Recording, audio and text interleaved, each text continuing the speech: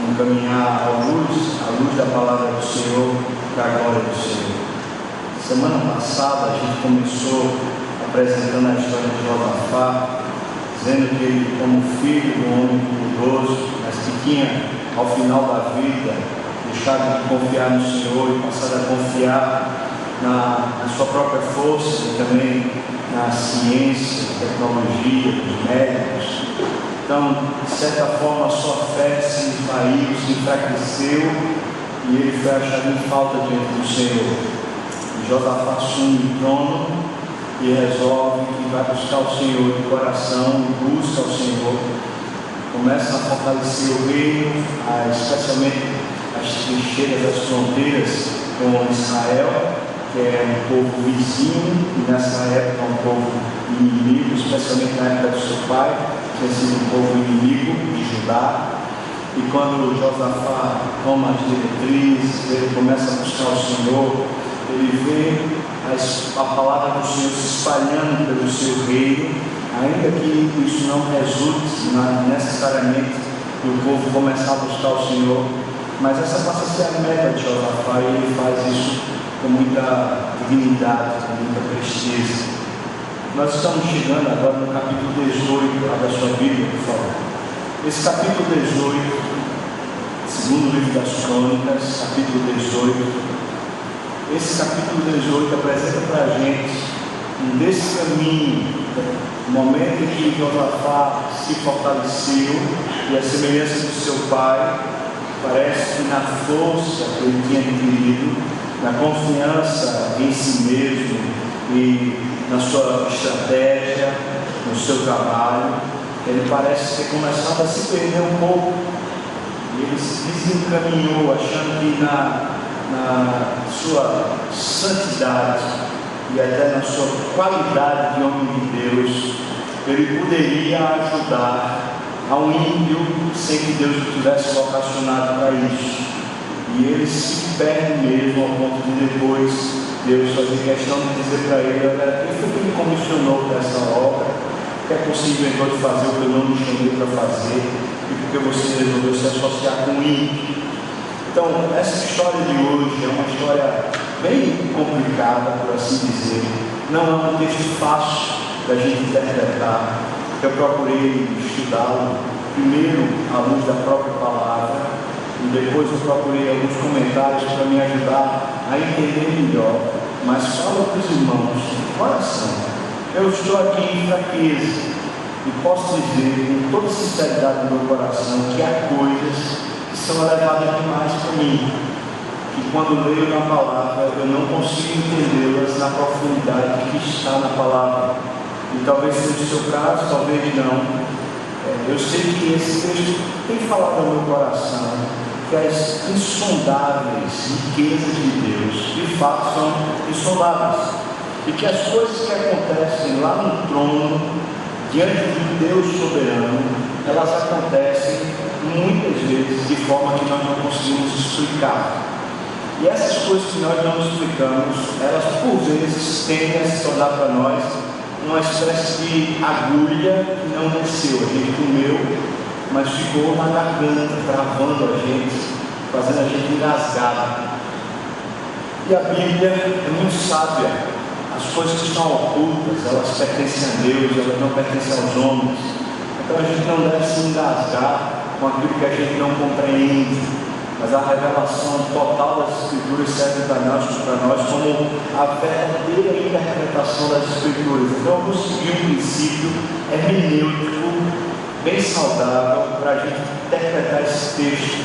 E o princípio hermenêutico é que as Escrituras nunca negam a própria Escritura. O princípio hermenêutico é que a melhor interpretação das Escrituras se dá à luz da própria Escritura, de maneira que, se a gente não fugir das Escrituras e ter um conhecimento maior, mais amplo das Escrituras, por isso é tão importante a gente ler a Bíblia de capa a capa e não apenas textos que a gente gosta. À medida que a gente vai conhecendo o texto todo, a Bíblia toda, esse conhecimento de Deus, que muitas vezes é chamado de teologia, ele passa a ser um arcabouço no qual a gente pode interpretar com saúde textos difíceis como esse que a gente vai ler. Queria dizer para os irmãos também que, apesar do texto ser difícil, ele é alimento. E às vezes existe alimento que é mais difícil de a gente comer. Alguém vai comer um gaiamum e vai comer um gaiamum se saboreando, aqueles que gostam naturalmente, mas vai se melar todo, certamente que sim, né? Aqueles que gostam da praia e desfrutam, né, os frutos do mar e tem aquela casca grossa lá, é uma delícia o fruto do mar, mas para comê-lo normalmente você vai ter que quebrar, vai ter que tomar cuidado e vai saborear se melando. E esse texto é um texto muito saboroso, mas é para a gente saborear se melando mesmo e aproveitando o que a gente tiver da palavra de Deus. Eu queria estimular os irmãos a, se porventura, ao lerem o texto, começarem a se engasgar. Eu queria que vocês levassem um sopro do Espírito, assim, levassem um tapa nas costas para desengasgar, para sair a espinha, né, que está engasgada. Se levasse diante do altar do Senhor, porque o altar do Senhor é o lugar onde a gente se desengasga, onde a gente perde essa coisa de tentar pela nossa própria cabeça entender as coisas insondáveis de Deus.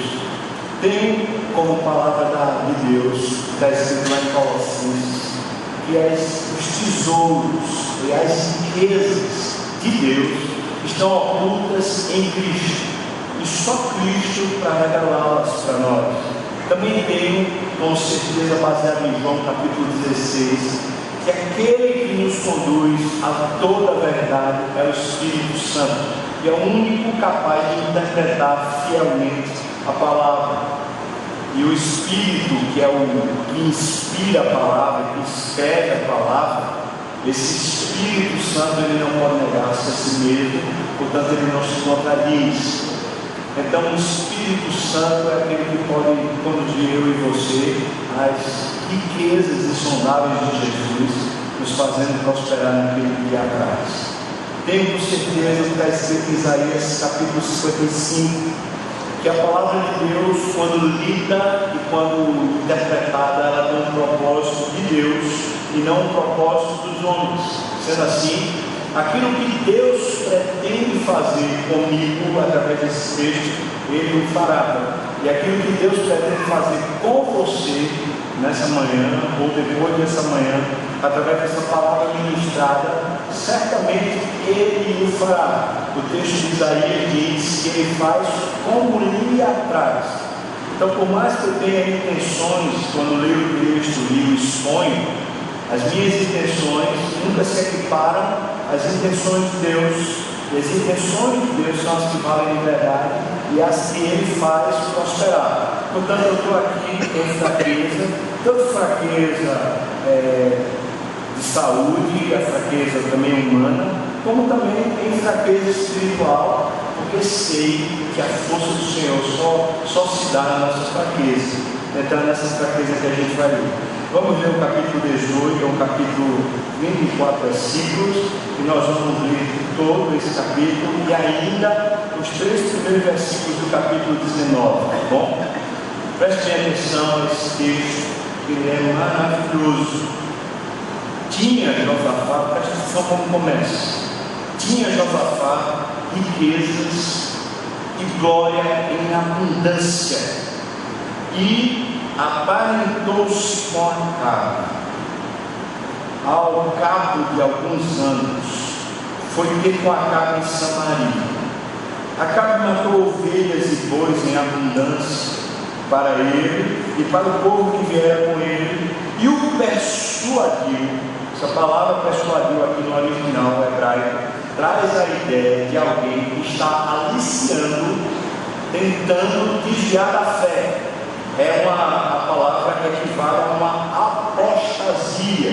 Portanto, não foi apenas um convite ou uma troca de argumentos. Havia uma malícia interior no coração de Acabe, que era tirar do coração de Josafá aquela fé singela, simples, de confiar só em Deus. Era isso que aparentemente estava acontecendo. e diz que o persuadiu, versículo 2 ainda, a subir com ele a Ramote Gileade. Acabe, rei de Israel, perguntou a Josafá, o rei de Judá: irás tu comigo a Ramote Gileade? Respondeu-lhe Josafá: serei como tu és, o meu povo como o teu povo, iremos contigo a peleja. Disse mais Josafá ao rei de Israel: consulta primeiro a palavra de Deus. Então o rei de Israel ajuntou os profetas, 400 homens, e lhes disse: iremos a peleja contra Ramote Gileade, ou deixarei de ir? Eles disseram: sobe, porque o Senhor a entregará nas mãos do rei. Disse, porém, Josafá: não há aqui, presta atenção que é Josafá que está inquirindo. Disse, porém, Josafá: não há aqui ainda algum profeta do Senhor para consultarmos? Respondeu o rei de Israel a Josafá: há uma ainda, por quem podemos consultar ao Senhor, porém eu aborreço, porque nunca profetiza de mim o que é bom, mas somente o que é mal. Este é Micaías, filho de Imlá. Disse Josafá: não fale o rei assim. Então o rei de Israel chamou um oficial e disse: traze-me depressa Micaías, filho de Imlá. O rei de Israel e Josafá, rei de Judá, estavam assentados, cada um no seu trono, vestidos de trajes reais, numa eira à entrada da porta de Samaria, e todos os profetas profetizavam diante deles. Zedequias, filho de Kenaaná, fez para si um chifre de ferro e disse: assim diz o Senhor, com este esfomearás os cílios até de todos consumir. Todos os profetas profetizavam assim, dizendo: sobe a Ramote Gileade e triunfarás, porque o Senhor a entregará nas mãos do rei. O mensageiro que fora chamar Micaías falou-lhe dizendo, presta atenção, as palavras do mensageiro para o profeta Micaías: eis que as palavras dos profetas a uma voz predizem coisas boas para o rei. Seja, pois, a tua palavra como a palavra de um deles, e fala o que é bom. Respondeu Micaías: tão certo como vive o Senhor, o que meu Deus me disser, isso falarei. E indo ele ao rei, este lhe perguntou: Micaías, iremos a Ramote Gileade, a peleja, ou deixaremos de ir? Ele respondeu: sobe e triunfarás, porque eles serão entregues nas vossas mãos. O rei lhe disse: quantas vezes te conjurarei que não me fales senão a verdade em nome do Senhor? Então disse ele: eu vi todo Israel disperso pelos montes como ovelhas que não têm pastor. E disse o Senhor: estes que não têm dono, portem cada um em paz para a sua casa. Então o rei de Israel disse a Josafá: eu não te disse que ele não profetiza a meu respeito o que é bom, mas somente o que é mal? Micaías prosseguiu: ouvi, pois, a palavra do Senhor. Eu vi o Senhor sentado no seu trono, e todo o exército do céu estava à sua direita e à sua esquerda. Perguntou o Senhor: quem enganará Acabe, o rei de Israel, para que suba e caia em Ramote Gileade? Um dizia dessa maneira, outro de outra. Então saiu um espírito e se apresentou diante do Senhor e disse: eu o enganarei. Perguntou-lhe o Senhor: por quê?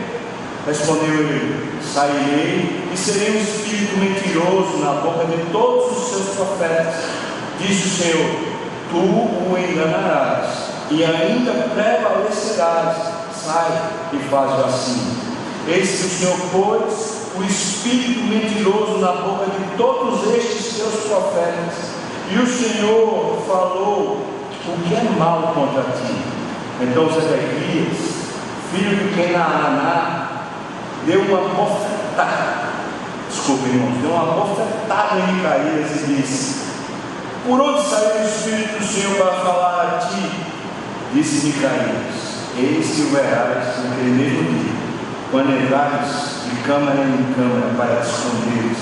Então disse o rei de Israel: tomai a Micaías e devolvei-o a Amon, governador da cidade, e a Joás, filho do rei, e direis: assim diz o rei: meteis-me na casa do cárcere e angustiai, pois escassez de pão e de água, até que eu volte em paz. Disse Micaías: se voltares em paz, não falou o Senhor na verdade comigo. Disse mais: ouvi isto vós, todos os povos. Subiram o rei de Israel e Josafá, rei de Judá, a Ramote de Gileade. Disse o rei de Israel a Josafá: eu me disfarçarei e entrarei na peleja. Tu, porém, traz as tuas vestes.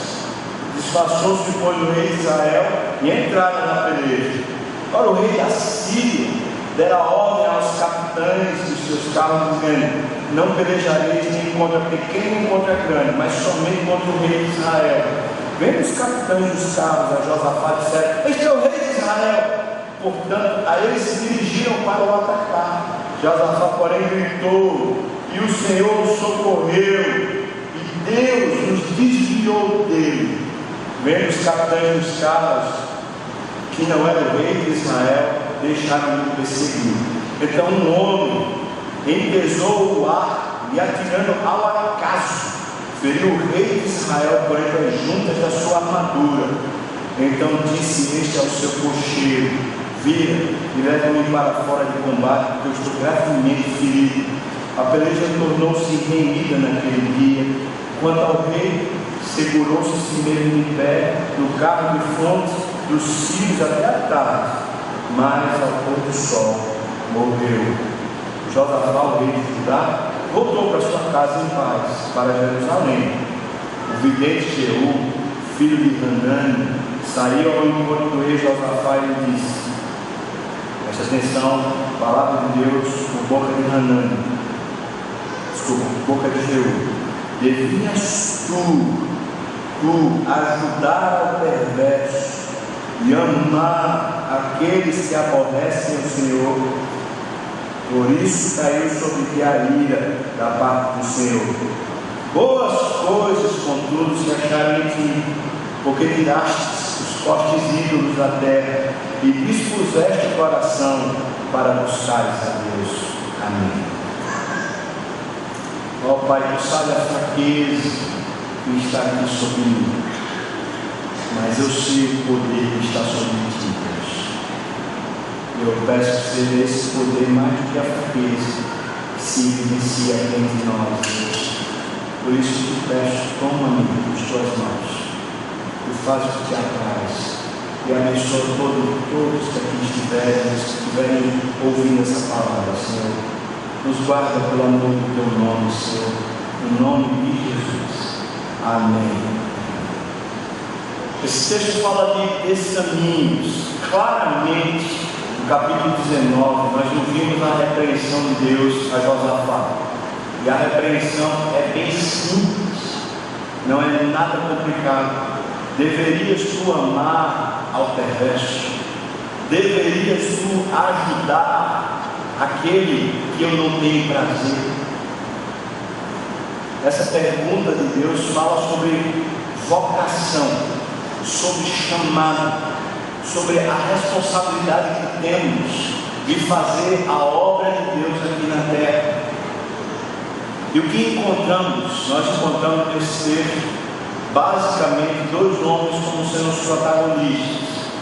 Um é Acabe, um rei ímpio. Se tornou o seu nome sinônimo de impiedade. Acabe foi tão mau que se tornou a referência de maldade, e a sua mulher Jezabel era pior ainda do que ele, e ele tinha se casado com Jezabel por um acordo político. No entanto, Josafá, sem ouvir a voz de Deus, sem discernir o chamado de Deus, resolveu que era a sua missão, resolveu que era a sua responsabilidade ajudar o rei Acabe, e foi por final repreendido. E tem mais, nessa linha de ação toda, quase foi morto. Só não foi morto porque Deus o acudiu e o socorreu. Porque a Bíblia diz para nós, lá em Timóteo, que mesmo quando somos infiéis, Deus permanece fiel, porque Deus não pode negar-se a si mesmo. Essa história desses dois protagonistas nos mostra essa excelência e a essência da vocação. Eu e você estamos aqui na terra com uma missão. Nós temos um propósito de estarmos aqui na terra, mas o discernimento desse propósito, o que devemos ou não devemos fazer aqui na terra, não cabe à nossa competência discernir, não cabe no mercado financeiro ditar, não cabe às conversas de cama, quando a esposa ou quando o marido dizem para nós o que é e o que não é o nosso caminho, não cabe a conversa de amigos e a influência do mundo para dizer para nós por onde devemos caminhar, o que deve ser a nossa vida. O único ser nesse universo competente para dizer para mim e para você por que existimos, por que continuamos vivos e quanto tempo ainda continuaremos vivos. O único ser que sabe por que nos criou e por isso nos convocou com santa vocação é Deus. Deus sabe. Deus sabe por que Ele fez. E Ele fez tão distinto de todas as demais pessoas. Você é um ser único e muito especial. Eu não falo isso para chaleirar você, não falo isso por lisonja, eu falo isso por fé. Eu tenho plena convicção que Deus, quando laborou pensando em você, quando Ele executava no céu os projetos a respeito da sua vida, Ele lhe via de forma muito especial. Você valeu o sangue de Jesus, o seu Filho. Você valeu para Deus o maior sacrifício desse universo. Portanto, é precioso, você é muito precioso aos olhos do Senhor. E a maneira de nos encaixarmos na existência da terra, a maneira pela qual nós nos sabemos seres úteis, nos discernimos aptos, não é pelo reconhecimento que passamos a ter. Veja nesse texto. E Josafá, que é alvo da nossa conversa, que é o principal desse estudo que estamos fazendo, perceba que Josafá, em si mesma, quando ele está cheio de riquezas e glória. Irmãos, eu sei que você deve saber o quanto nos afeta quando as coisas estão indo de bem a melhor. Como nos afeta quando estamos prosperando ou progredindo. Pode não parecer aos nossos olhos, e certamente que não parece, um sentimento de independência, um sentimento de que podemos fazer, de que estamos aptos, de que podemos discernir o que é melhor, o que deve e o que não deve ser feito nos nossos negócios, na nossa família, nos nossos horizontes pessoais.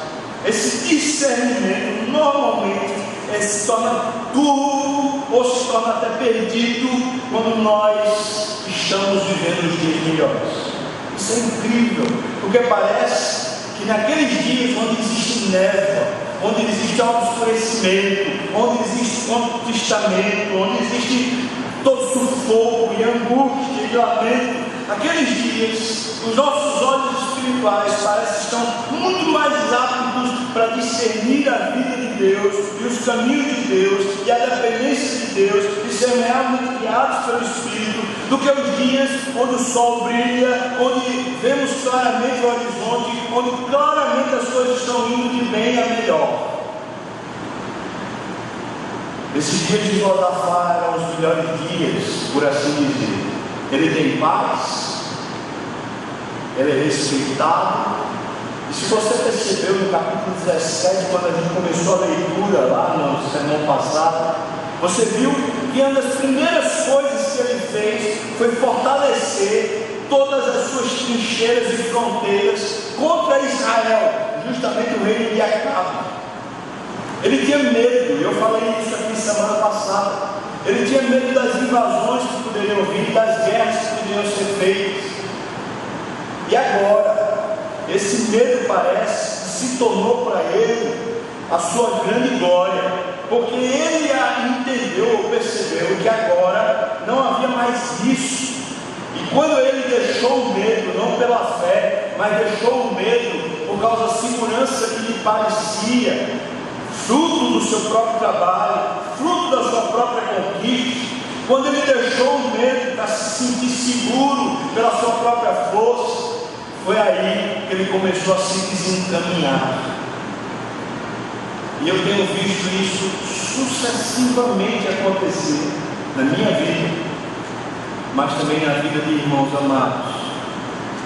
Pessoas que, enquanto estavam na luta, no sufoco, enquanto estavam passando pelo cadinho, pelo lugar da angústia, se voltavam para Deus, queriam saber qual era a saída, queriam entender de Deus qual era o caminho, não tinham orgulho, a sua voz não valia de nada, o que valia era a voz de Deus, os seus argumentos não serviam para fortalecer absolutamente nada, porque o que valia era a voz de Deus.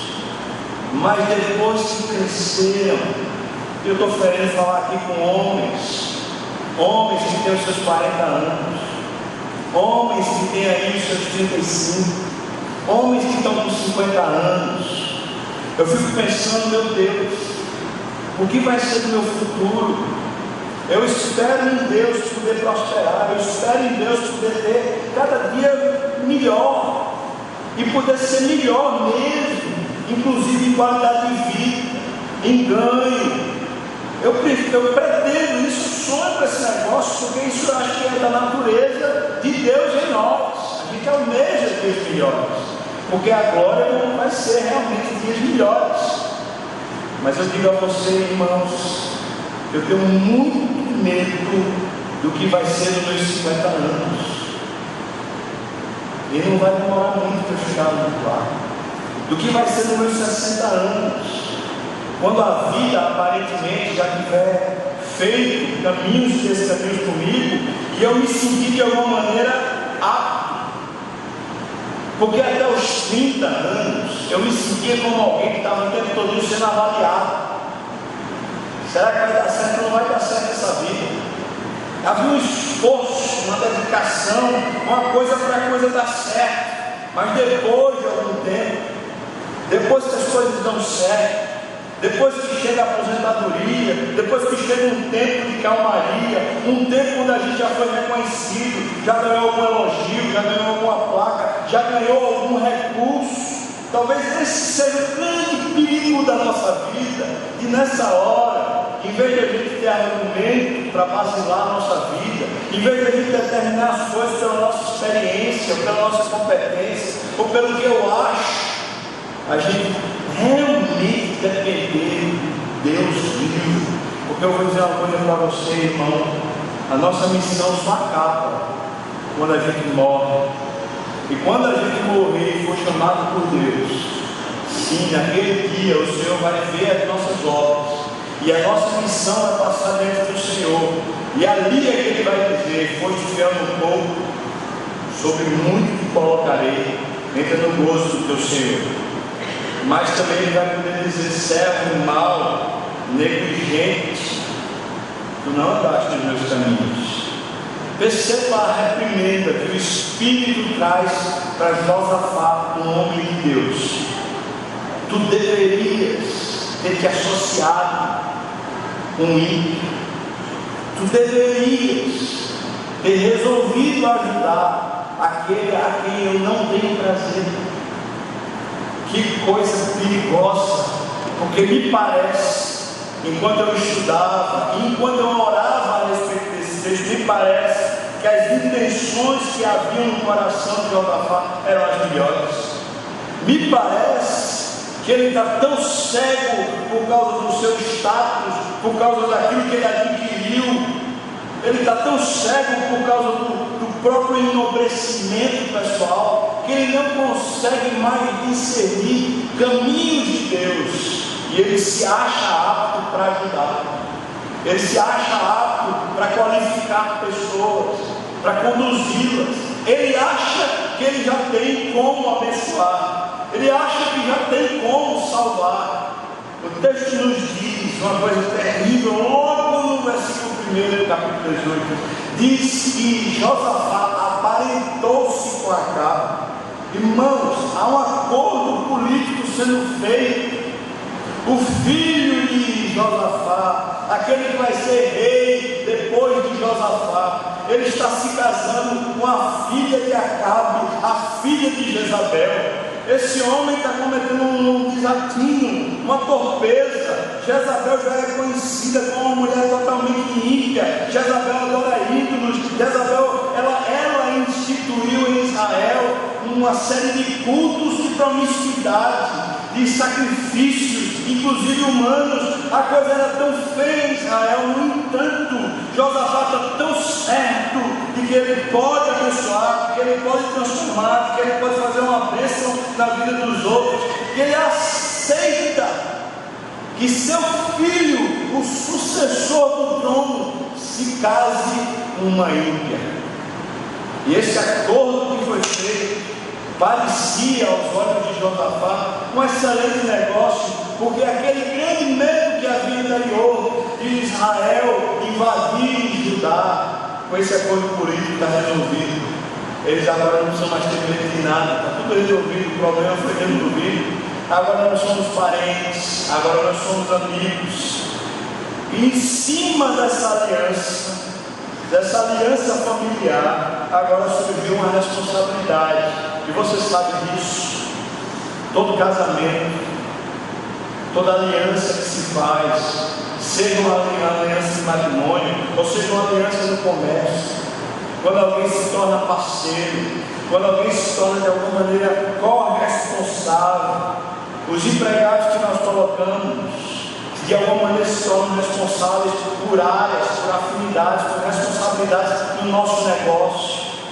Mesmo uma mulher que nós contratamos, ou uma pessoa que nós contratamos para ajudar na educação do filho, ou para cuidar dos nossos filhos, preste atenção, porque o nível de comprometimento que passamos a ter com as pessoas depende daquilo qual é o objetivo para o que nós estamos chamando. Nós estamos chamando para responder a Deus. Quando convocamos alguém, quando pomos alguém em algum cargo, quando nos associamos a alguém, seja por causa do matrimônio, ou seja por causa do nosso comércio, do nosso trabalho, quando o fazemos, estamos respondendo a quem, irmãos? Preste atenção. Lá em Coríntios, Paulo faz questão de dizer: nós não podemos comungar com os incrédulos, com os infiéis. Que comunhão vai haver, diz Paulo, entre Cristo e o maligno? Que comunhão pode haver entre o crente e o incrédulo? Aí você pode estar dizendo: isso é demais, isso é sectarismo, isso é fundamentalismo, isso é um problema grave. Se continuar nesse tipo de intolerância, a gente vai de mal a pior. Eu vou dizer para você, irmão, se a gente continuar sem ouvir a voz de Deus e responder à vocação de Deus na nossa vida, eu e você vamos de mal a pior.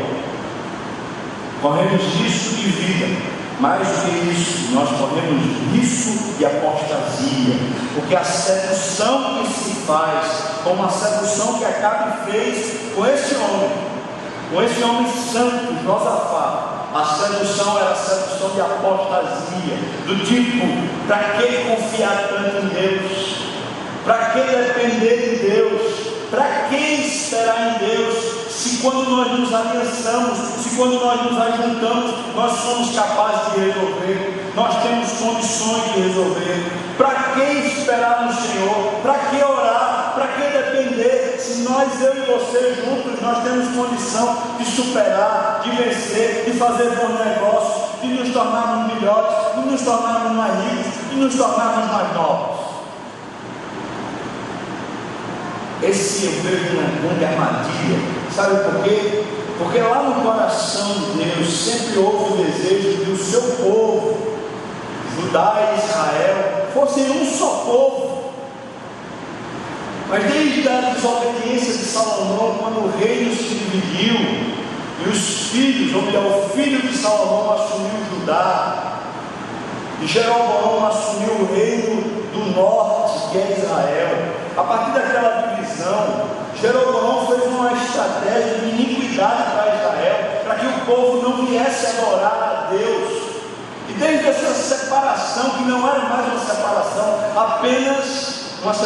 apenas territorial, nem era uma separação apenas de governo, não era uma distinção apenas de reis, mas era uma distinção espiritual, porque o reino de Judá continuava tendo reis que buscavam a Deus, enquanto que o reino do norte, o reino de Israel, foi cada dia se tornando pior, mais contrário a Deus e contrário à sua palavra, e a impiedade foi se resignando no meio deles. E agora, Josafá, sem nenhum anúncio de Deus, sem nenhum chamado de Deus, sem nenhum discernimento do Espírito, está dizendo para si mesmo: eu vou ajudar, eu vou ajudar. E se aliançou. Eu queria lhe advertir, irmão, fortemente. Final do ano passado, enquanto eu estava orando e meditando nesses textos, tenho por certo que Deus tem me dito: cuidado com as suas alianças, cuidado com as alianças que você faz no seu coração, cuidado em quem você põe a sua confiança. Irmão, eu não estou falando de amizade, eu estou falando uma coisa muito mais séria do que amizade. Eu estou falando onde a gente depende, onde a gente coloca o crivo da nossa alma, onde a gente diz: ali vai discernir a minha história. Quem vai fazer isso, se não seja Deus, se não for Deus? Quem vai fazer isso? O discernimento de Josafá está por demais prejudicado, e para mim é fácil discernir Josafá em riquezas e glória. Talvez você que está aqui não tenha riqueza, tenha só glória. Talvez tenha um bom status, as pessoas recomendam você, falam bem de você, as pessoas reconhecem o seu carinho, sua autoridade, reconhecem anos de ministério, anos de serviço, anos de prontidão, e você diz: rapaz, eu estou bem demais. Você não tem riqueza, mas tem glória. Talvez outros não tenham glória, não tem esse status, até a família talvez não reconheça, até talvez os filhos nem reconheçam, mas tem riqueza, e diz assim: rapaz, eu não dependo de ninguém mesmo, eu já estou pagando a minha própria conta, eu já tenho o que dá para mim, o resto da minha vida, eu não devo mais satisfação a ninguém, eu estou pela minha própria conta de risco, então que se exploda. Sabe, irmãos, uma química extremamente perigosa, porque isso fala a respeito de onde pomos a nossa segurança. E segurança é uma das coisas basilares que fundamentam todas as nossas decisões.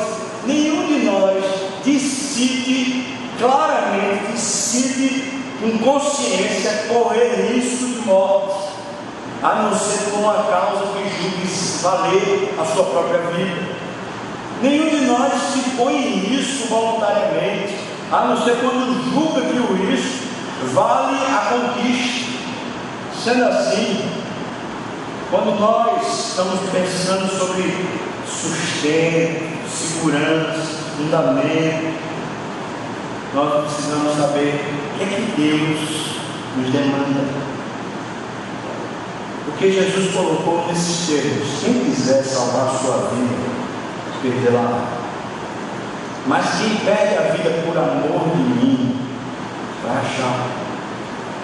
Você só encontra a vida quando depende tão radicalmente de Jesus, ao ponto de poder dizer para Jesus: faça o que quiser de mim, o que quiser. Eu posso perder riqueza, eu posso perder glória, mas eu não posso perder o Senhor. E Josafá vai perder o Senhor por causa de riqueza e glória. Eu quero me perguntar nesse começo de ano, segundo domingo do ano, onde está o seu coração? Onde está o seu coração? Talvez você foi já uma pessoa tão penitente, tão disponível para Deus.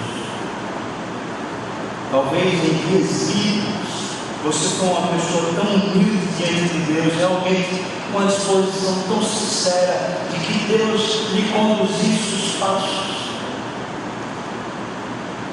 Talvez você foi uma bênção tão grande que repercute até hoje. Até hoje as pessoas falam bem de você por causa da vez que você foi. Mas hoje, irmão, hoje, como é que está? Onde está o seu coração? Aqueles dias, Josafá tinha riqueza e glória. Aqueles dias, ele tinha duas coisas que são extremamente perigosas. E ele se perdeu. Ele fez essa aliança. E a estratégia de Acabe foi muito boa. Ele persuadiu com lábio, mas persuadiu com fé. Ele persuadiu com nobreza. Ele fez uma cerimônia e colocou ali uma série de animais mortos, fez um churrascão, ele fez um momento de festividade. Aparentemente os dois reinos estão se unindo, agora eles são um só coração, agora eles são uma só alma, agora eles vão discernir a vida junto, agora eles vão ser pau para toda obra. Que coisa bonita! Josafá deve estar festejando. Meu Deus, tudo que eu esperava, que coisa boa, que bênção! Bênção coisa nenhuma. O intento de Acabe é se fortalecer contra os sírios. O que Acabe intenta é usar Josafá para se fortalecer contra os sírios. Acabe não tem nenhum apreço por Josafá. Acabe não quer nada com Josafá. Acabe é ímpio. Acabe não teme a Deus. Acabe não ama a Deus. Acabe não está em nada interessado na vontade de Deus. Essa armadilha de festa, essa armadilha de aparente regozijo, porque as coisas estão caminhando muito bem, a nossa sociedade está indo muito bem, agora a gente é uma só família, agora a gente é um só povo, agora a gente é uma só nação, então vamos embora porque a gente está junto. Então Acabe chega e pergunta para Josafá: tu vais comigo? Tu vais comigo? E Josafá responde: eu não só vou contigo, mas eu irei contigo e o meu povo vai com o teu povo. Nós vamos ser um só agora. Nós vamos junto mesmo. Para onde você for, a gente vai junto. Imagine, irmãos, o risco que Josafá está correndo. Mas Josafá tem no seu coração a necessidade de que Deus fale. Porque um homem de Deus, ainda quando está desviado, ainda quando está perdido, um homem de Deus, uma mulher de Deus, alguém que realmente leva Deus a sério, mesmo nos dias onde aparentemente está perdido, naqueles dias ainda é importante a voz de Deus. E vieram 400 profetas, e essa cerimônia durou talvez um mês. Não foi assim do dia para a noite. Esses 400 homens que vieram começaram na festa dos bois, das ovelhas, na festa daquela cerimônia linda. Aqueles homens começaram a dizer: olha, Acabe pode ir para a guerra, Acabe, vocês vão vencer, vão-se embora, vocês vão conquistar. E só falavam o que era bom, e diziam: assim diz o Senhor. E esse homem ímpio, esse homem que é filho de Hanani, ele chega e diz: olha só, faz um chifre que é sinal de poder. Nesse entendimento judaico, especialmente da época, o chifre é sinônimo de poder, de soberania. Então faz um chifre e diz assim: olha, você vai escornear esses sírios, você vai mandar embora, então você pode ir. Mas Josafá não está satisfeito, porque ele percebe bajulação. Ele percebe que aqueles profetas, que eles não estão respondendo a Deus, mas eles estão respondendo como muitas vezes eu e você respondemos. Nós respondemos a pressão mais do que a Deus. Nós respondemos a inquietação dos homens e a inquietação do poder do mundo mais do que respondemos a Deus. E esses profetas, que um dia eles foram ungidos profetas, eles foram postos diante de Deus, como homens de Deus, para falarem da boca de Deus para a nação e para o povo. Esses profetas, eles estão desencaminhados, eles perderam a vocação por causa de pressão. Eu quero lhes lembrar que durante o período de Acabe resolveu matar todos os profetas do Senhor. Foi Acabe que resolveu fazer uma grande perseguição, e Elias, nos dias de Acabe, teve que fugir e passou 3 anos escondido, porque se ele aparecesse, Acabe o mataria. Eu quero lhes lembrar, irmãos, que Acabe é um homem terrível. E esses profetas que falam da parte do Senhor não têm nada mais da vocação, porque eles não respondem mais a Deus, eles respondem apenas à pressão, eles respondem apenas à demanda de mercado, eles respondem apenas ao medo de morrer. E eu vou lhes dizer com toda sinceridade: o ofício de profeta hoje, nas igrejas, está desse jeito. Por isso, tenho orado, tenho clamado, Deus, Senhor, dá-nos um público que fale a palavra do Senhor e não fale apenas o que as pessoas querem ouvir. Mas eu não tenho pedido apenas para a nossa igreja daqui, a igreja Betânia das Graças. Eu tenho clamado a Deus na reunião de oração da igreja, que tem clamado juntos: Senhor, visita o teu povo espalhado nessa terra, visita aqui em Recife, Senhor Deus, os cultos, os lugares onde as pessoas estiverem indo para ouvir a tua voz. Senhor, fala, não deixa que homens como eu, homens que usam o culto, que saem e vão pregar a palavra, não deixa que nenhum de nós venham a falar as coisas que acham, mas falem a palavra do Senhor. Por isso, irmão, eu falo para você, é muito medo estar aqui e falar qualquer coisa. Mas eu digo para você, o medo, se for dos homens, eu vou lhes falar apenas o que vocês querem ouvir. Como eu tenho visto tantas igrejas cheias de programações e de festivais, e de cultos vazios, e nada de pregação da palavra, e ninguém ensina a palavra, e ninguém deixa a palavra se sobressair. Esses profetas perderam a sua vocação, assim como muitos de nós têm perdido a vocação também. Não são só pastores. Quantos, quando estão sendo questionados, está numa conversinha lá, e alguém chega e pergunta assim: o que é que tu acha do casamento gay? Você diz: mas está tudo mal, né?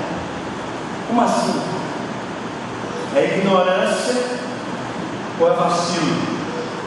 Por que você responde assim? Alguém lá na universidade vem e diz assim: rapaz, tu ainda é virgem? Você está me achando um cara de babaca? Como assim?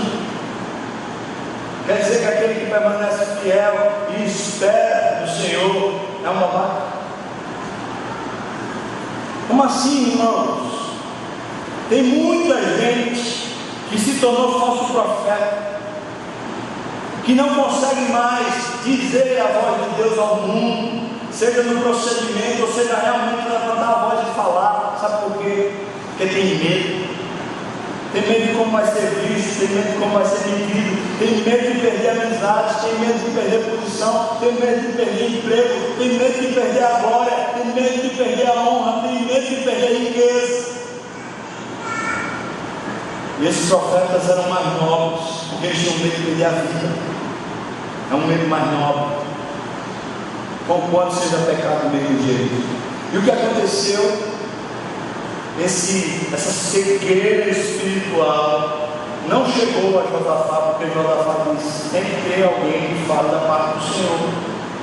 E Acabe diz: olha bem, eu conheço uma pessoa que fala da parte do Senhor, mas toda vez que ele fala contra mim. Eu tenho um problema com ele, eu tenho um problema muito sério com ele.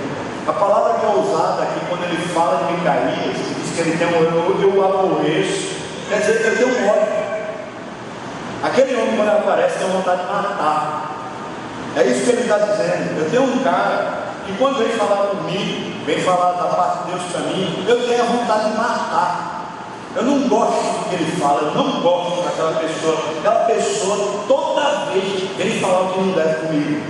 Sabe, irmãos, aqui está a chave, a meu ver, a chave hermenêutica para a gente interpretar todos os eventos que se sucedem. Perceba, Acabe já tinha orientado como ele precisaria ouvir a voz de Deus. E Acabe tinha discernido o seguinte: eu só ouvirei o que me apraz, eu só ouvirei a verdade que eu quero, eu só aceitarei ouvir aquilo que eu concordo, aquilo que eu gosto, aquilo que eu diga que vale a pena.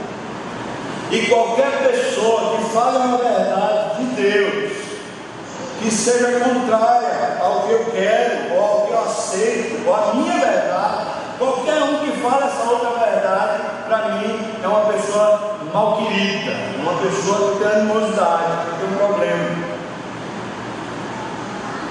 E a palavra que é usada aqui no texto, a respeito do que Acabe tinha feito com os falsos profetas, e também o que Acabe tinha feito com Josafá, é uma palavra que pode ser interpretada como uma influência maligna, ou uma influência maliciosa. Ou seja, a boca desses homens está agora deturpada por causa dessa influência de Acabe. E Josafá pode ir pelo mesmo caminho se o Senhor não me livrar por causa dessa influência maligna. Eu tenho visto isso acontecer por demais, nessas parcerias que fazemos, nessas comunhões que resolvemos ter com ímpios, com pessoas que não andam com Deus, ainda que aparentemente sejam irmãos. Essas comunhões que vamos tendo, elas muitas vezes vão dispondo a nossa boca para malícia, e vão fazendo a nossa boca um sepulcro caiado. A gente não consegue mais falar nem com autoridade, nem discernir o caminho de Deus. A gente simplesmente fala o que está de acordo com tudo que os outros creem, que os outros aceitam, que o mercado aceita, que o mundo dita. Será que não tem um homem de Deus que possa falar?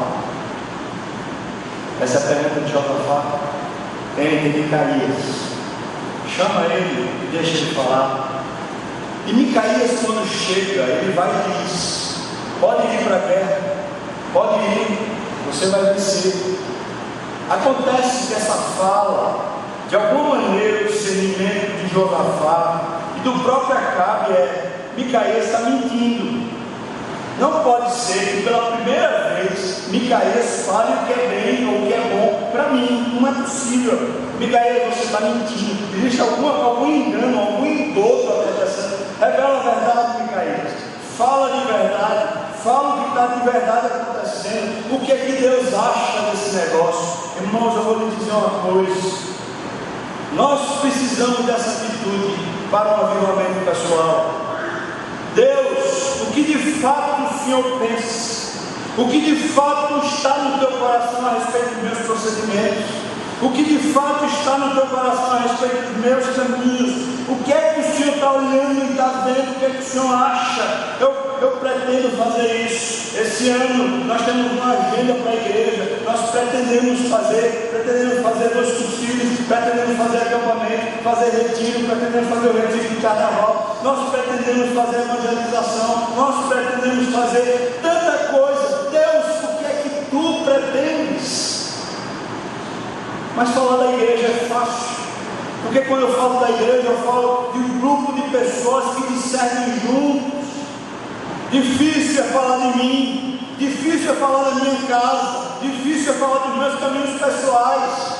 Quando eu sou burrão, quando eu não quero mais ouvir a voz de ninguém, quando eu não quero mais ouvir a voz de Deus, quando eu simplesmente digo, é por aqui e acabou-se. E quando essa burrice toma conta da minha mente e não pretendo mais ouvir a Deus, certamente eu perdi o passo de Deus e agora estou pela minha própria conta e isso. E como isso acontece com tanta veemência em mim, imagino eu em você também.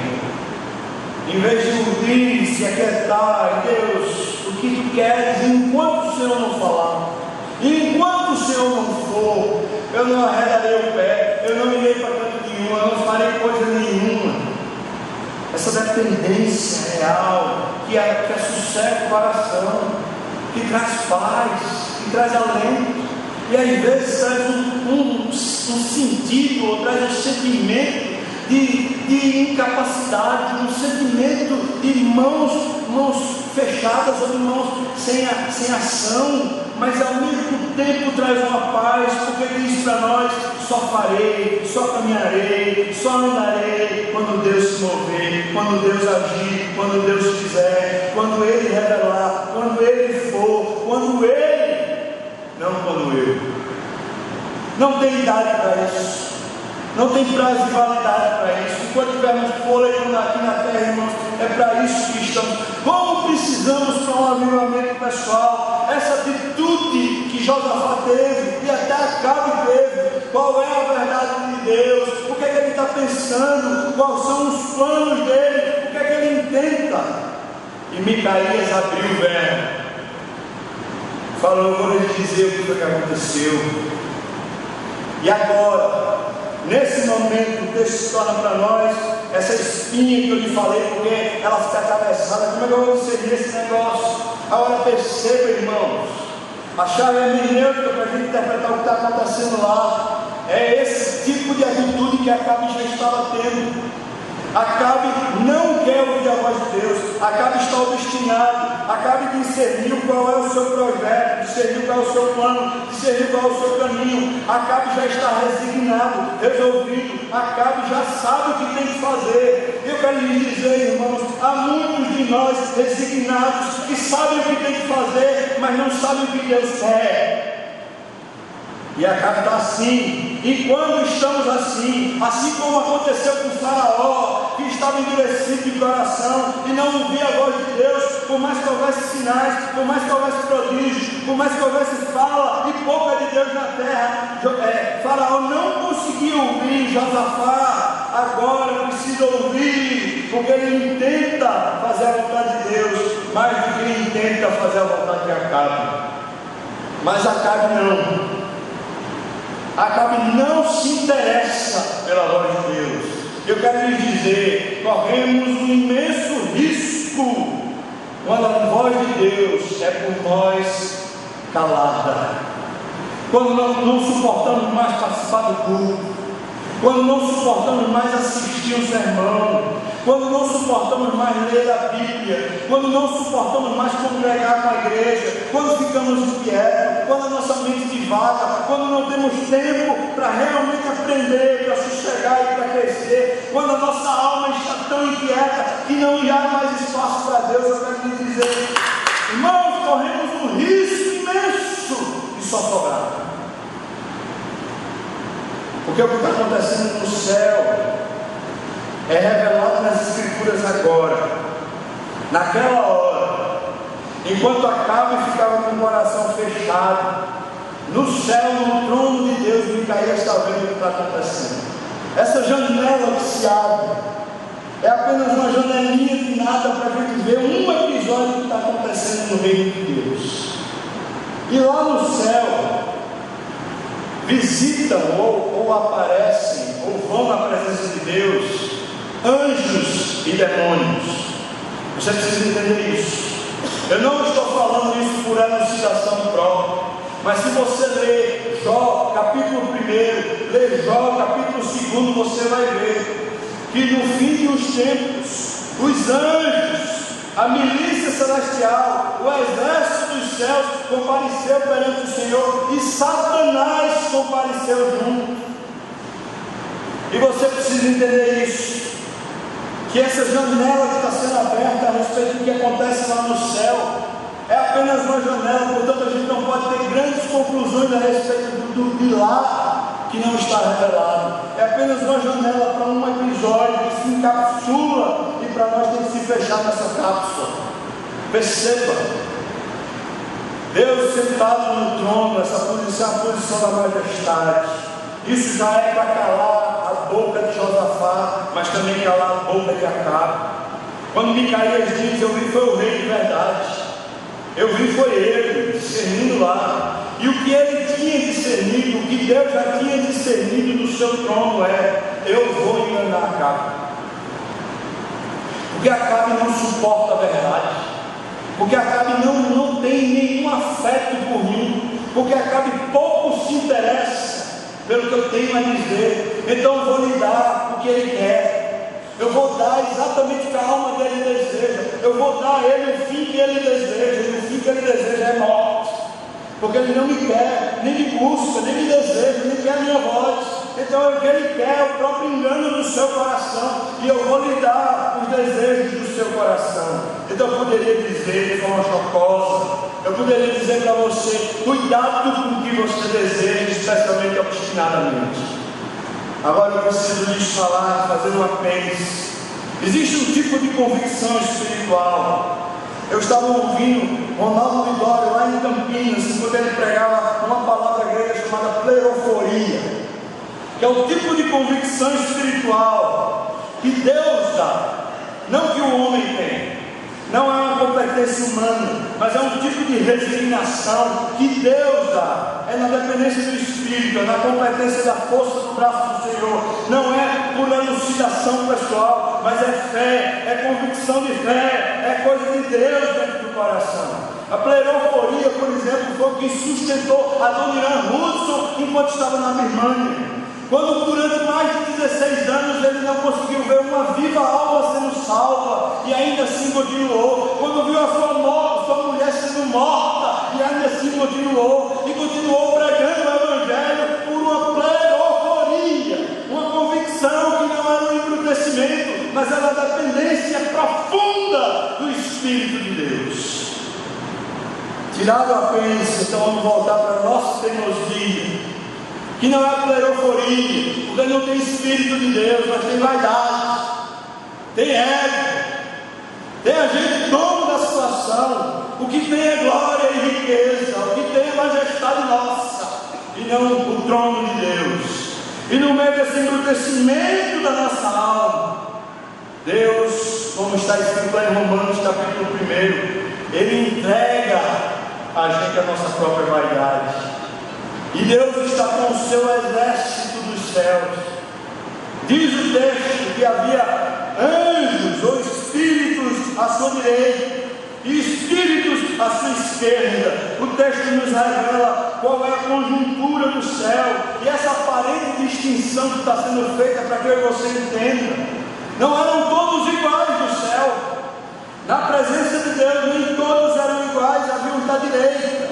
E essa palavra ou expressão da direita quer dizer aqueles que são usados pelo poder de Deus. E existem aqueles da esquerda, aqueles que não estão no poder de Deus. E Deus está perguntando: como o engano que acaba vai continuar? Como é que esse intento dele vai prevalecer? Eu fui visitar Jó. Enquanto eu estava visitando Jó, eu lembro, Deus faz um tipo de pergunta semelhante e diz para Satanás, e juntos os anjos todos ouvindo: viste o meu servo Jó, homem fiel, íntegro, reto, temente a Deus, que se dirigiu do mal, cristiano, tem ninguém na terra como ele.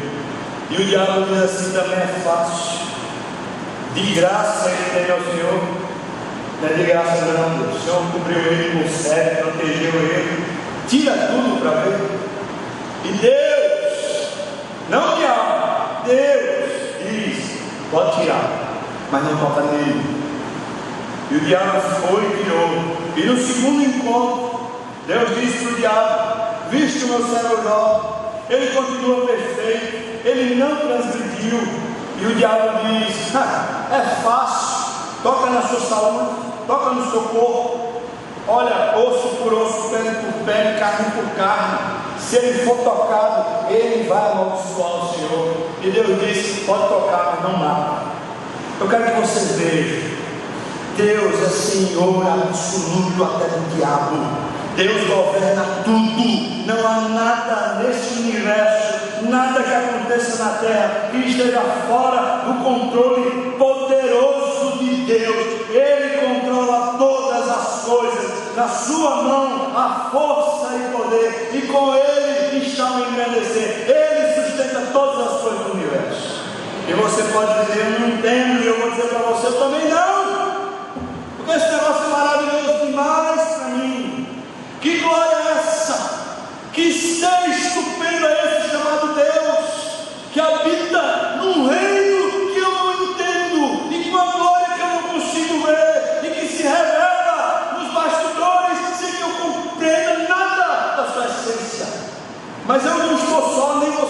só, porque Paulo, quando escreve Romanos, nos capítulos 9, 10 e 11, ele faz questão de dizer a mesma coisa que estamos falando agora. O que é que acontece lá? O que é que acontece na cabeça de Deus, na mente de Deus? E então Paulo diz: quem foi o conselheiro do Senhor? Quem disse alguma dica? Quem primeiro deu a ele para que venha a ser restituído? Paulo sabe, eu e você precisamos saber, porque é dele, por meio dele e para ele que são todas as coisas, a ele pois a glória eternamente. Amém. Aleluia. Irmãos, nós estamos na mão de um Deus todo-poderoso, e se somos dele, ninguém nos arrebatará da mão dele, como nem Acabe conseguiu arrebatar Josafá da mão do Senhor. Mas corremos riscos quando embrutecemos o nosso coração pela vaidade e desencaminhamos a nossa vocação e nos perdemos, como aconteceu com Josafá. E então o que Micaías diz é que apareceu um espírito. Eu fui ler, que negócio é esse? Será que a Bíblia agora se tornou espírita? Um espírito diante de Deus. E a palavra lá é vento, sopro, espírito ou anjo, que apareceu diante de Deus. E quando apareceu, disse para ele: eu faço. Como é que você vai fazer? Como é que você vai enganar? Ele disse: eu vou ser uma mentira. Eu vou encher de mentira a boca dos profetas. Eu faço. Deus disse: vai e engana. Vai lá e engana. Eu quero lhes dizer, irmãos, que esses profetas já viviam obedecendo a voz do diabo. E quando o diabo lhes encheu o coração para proferir mentira, não fez nada além do que esses profetas já faziam. Apenas está revelado para nós o que no céu estava acontecendo. Abra sua Bíblia, por favor, em Isaías capítulo 14, versículo 14. Nós precisamos discernir essas coisas. Isaías capítulo 14, Jeremias capítulo 14, versículo 14.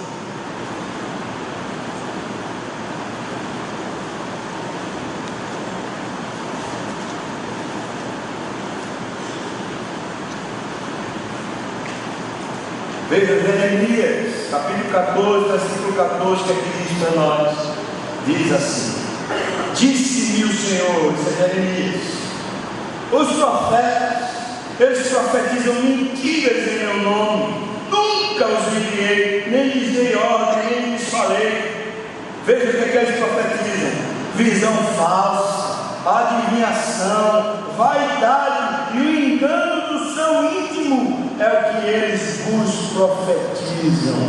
Portanto, assim diz o Senhor acerca dos profetas que profetizam em meu nome, sem que eu os tenha mandado. Dizem que nem espada nem fome haverá nesta terra. E aí a palavra de Deus: a espada e a fome serão consumidos.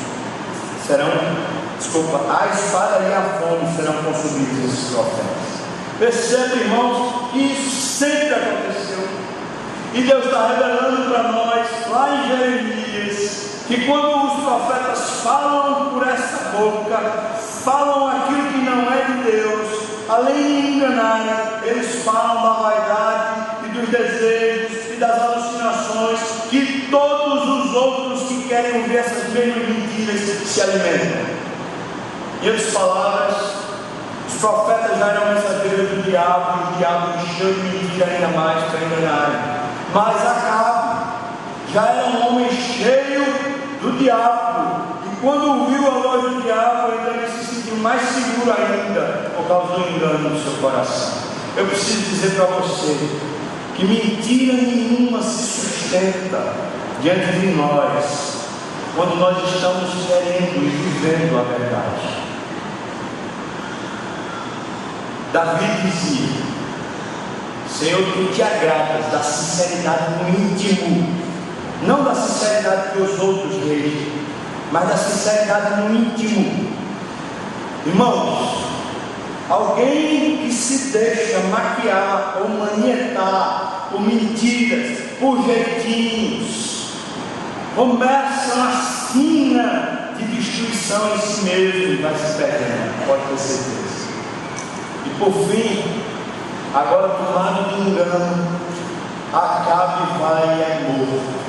E perceba que ele é morto, trajado de armadura, enquanto que Josafá, que está trajado em trajes reais.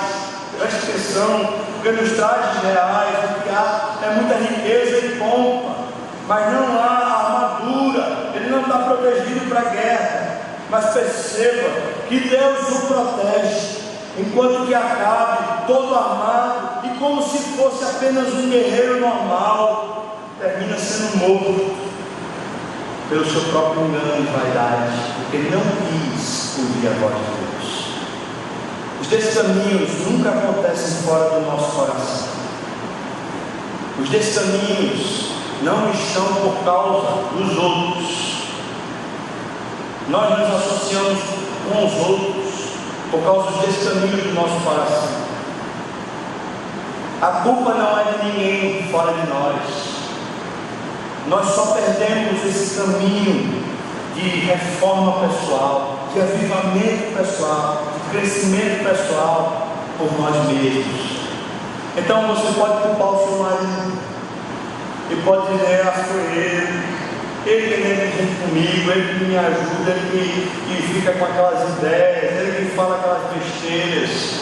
E eu vou dizer para você o que Paulo diz, que a mulher santa, como está escrito, a mulher fiel, ela santifica o seu marido no convívio.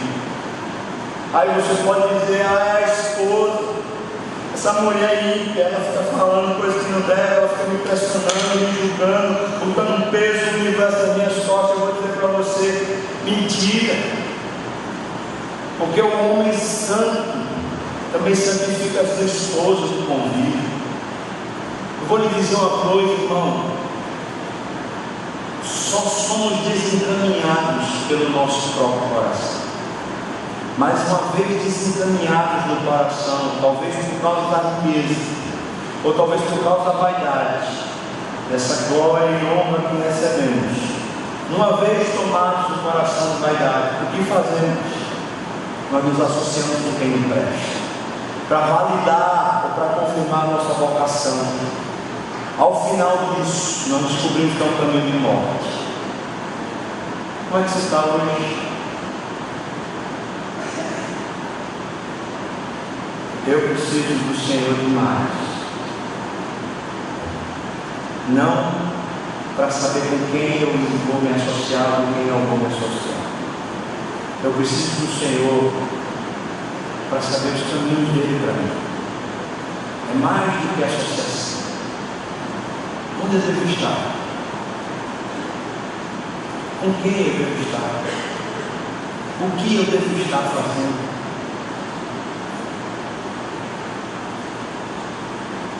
Hoje não é nada para você dizer para Deus: Senhor, eu prefiro ouvir tua voz. Eu quero ouvir tua voz. Seja qual for, eu quero ouvir tua voz. Vamos orar. Feche seus olhos.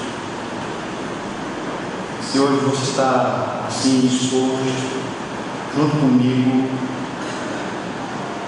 e está realmente querendo depender de Deus, se livrar da vaidade, pedir a Deus misericórdia para que Ele tire de nós a vaidade, nos torne humildes de coração, dependentes do seu Espírito, eu queria convidar você, irmãos, para a gente orar juntos.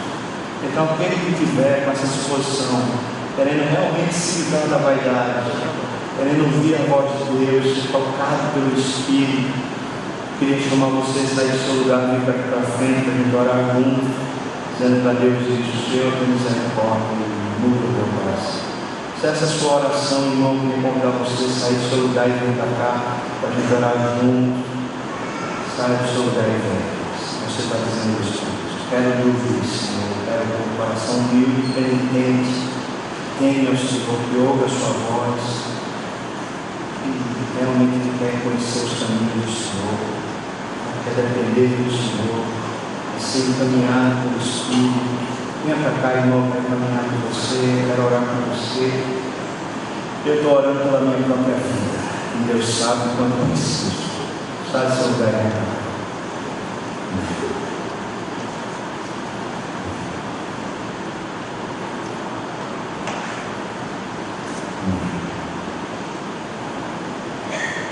Senhor,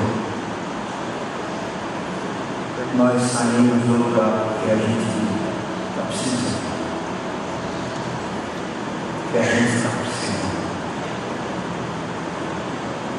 Deus, tu sabes de mim, como tu sabes de cada um aqui. Deus, o Senhor sabe nosso lutar e levantar. Senhor, por favor, equaciona a nossa vida, Deus. Nos ajuda a nos libertarmos da ansiedade, dessa autoconfiança, dessa vaidade, dessa fé que a gente tem no nosso braço, ou na nossa riqueza, ou no nosso status. Por favor, Deus, quebra o nosso coração, mas com amor, com aquele amor que nos edifica, que nos eleva, que nos atrai para ti mesmo, vem sendo sobre nós.